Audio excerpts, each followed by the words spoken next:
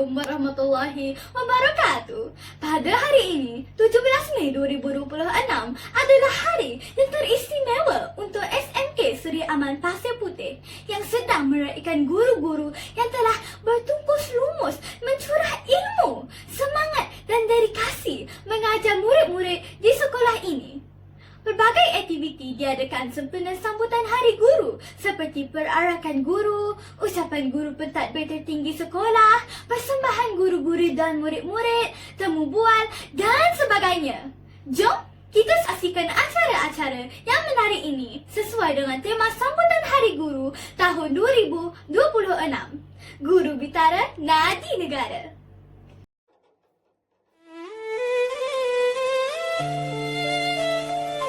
Yeah, cikgu, cikgu, cikgu, cikgu. Aku masih ingat waktu dulu. Aku cuma kosong tanpa arah tuju. Kau datang isi satu persatu, huruf jadi kata, kata jadi ilmu. Yeah, cikgu, kau lalui 1000 ragam manusia. Dimarah dimaki tetap kau setia. Suara serak menahan lelah, namun kau terus pikul amanah. Cikgu, tanganmu tabur benih harapan. Dalam diam kau bentuk masa depan. Ilmu kau curah tak pernah hilang, jadi bekal kami teruskan jalan.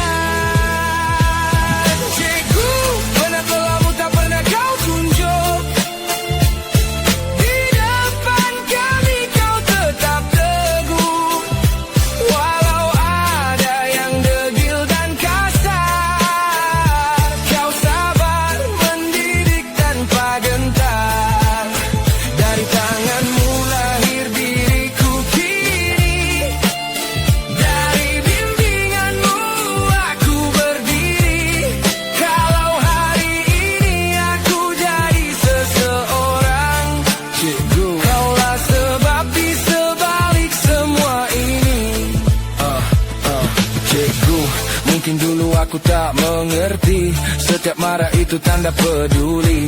Hari ini baru aku sedari, teguranmu itulah kasih sejati. Cikgu, cikgu, usahamu tak pernah berhenti. Walau penat kau simpan sendiri, pahala mengalir tak akan mati. Moga Tuhan balas segala budi.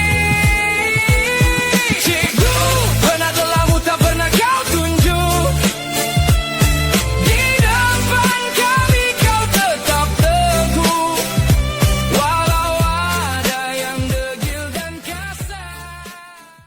Hai, Assalamualaikum, salam sejahtera dan salam Malaysia Madani. Saya Adina Husna, wartawan dari tim TV PSS Seri Aman Channel. Ini bersama dengan saya, Tuan Haji Wan Fakarudin Wan Hamad, iaitu penolong kanan pentadbiran. Baiklah cikgu, saya mempunyai beberapa soalan, iaitu apakah nasihat cikgu untuk pelajar supaya cemerlang dalam pelbagai bidang? Bismillahirrahmanirrahim. Assalamualaikum warahmatullahi wabarakatuh. Bersempena dengan sambutan Hari Guru pada tahun 2026 ini, saya mendekati para pelajar, anak-anak didik SMK Seri Aman supaya terus berusaha untuk berjaya dalam semua bidang yang ada dipelajari di sekolah. Apa perasaan cikgu bila ada sambutan Hari Guru? Bismillahirrahmanirrahim. Assalamualaikum warahmatullahi wabarakatuh. Terima kasih. Jadi perasaan saya sebagai guru ini memang seronoklah setiap tahun.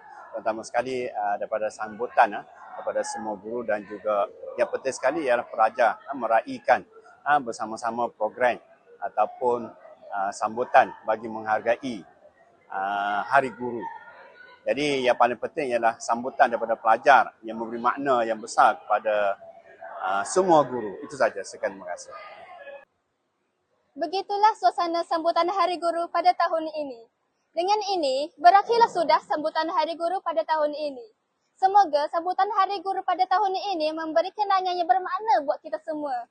Selamat Hari Guru saya ucapkan kepada pendidik yang menonton. Sekian itu sahaja daripada saya. Assalamualaikum. Bye-bye. Selamanya kau di hatiku yang ikhlas.